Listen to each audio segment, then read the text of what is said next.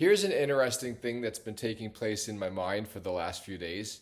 Ever since I got on the scale and discovered that I dropped 6 pounds in the first 31 days, I've been finding that I'm paying way too much attention to how much am I losing and am I on track and all that kind of stuff. But it's all centered around the number on the scale. Now, I haven't gotten on the scale since then. I don't plan to get on the scale again till probably day 61. But why am I paying attention to that? Well, one reason I can determine is that it helps me to get distracted from what my mission is. My mission is to make sure that I'm continuing to implement the new habits and possibly add additional new habits that I discover along the way that would be super useful to bringing me to where I want to be. The other part of my mission is to make sure that I'm eliminating the old habits. And it's not just the obvious things like no late night snacking and no stopping at the local supermarkets or the dollar store to get a bag of flaming hot Cheetos.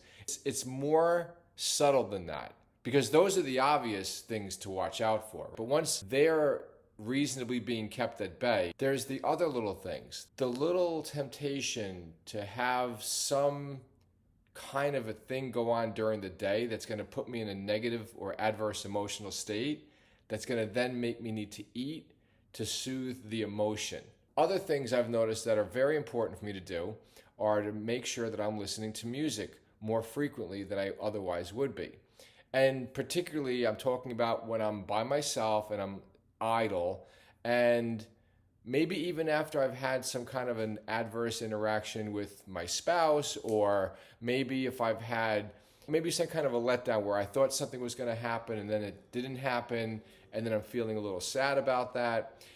Those are the periods of time where there's no marching band coming through the door saying, all right, we're here to mess with you.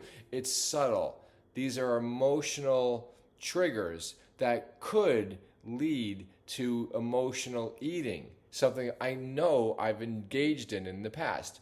I recognize that if I'm distracted by thinking about the numbers on the scale, I'm not going to be standing guard in the place in my mind where I need to be observant to see those other little things that are happening. Like, oh, I'm sad. Things didn't go the way I wanted them to. I don't feel so good.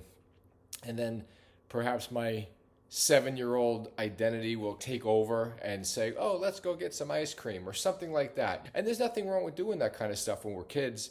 I'm 56. My metabolism isn't as fast as it once was. So there's a greater impact. Not to mention that I'm a type 1 diabetic and I really deserve to just stay away from all that kind of stuff anyway. Here's what I'm saying. I love what I'm doing. I'm in the 187 Project, which is my way of trapping myself into prosperity. I will weigh 187 pounds or less by the end of the year. And because of that, it kind of doesn't even matter what the possible reading might be on the scale today.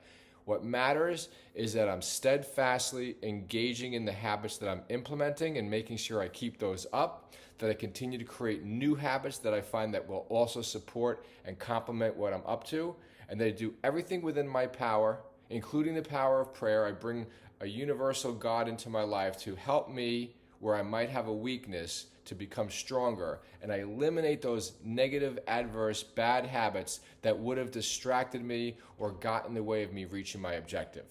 So my name is Billy Sparkle. You're watching the 187 Project. Today is day 34. Thank you for bearing witness to my journey, and I'll see you tomorrow.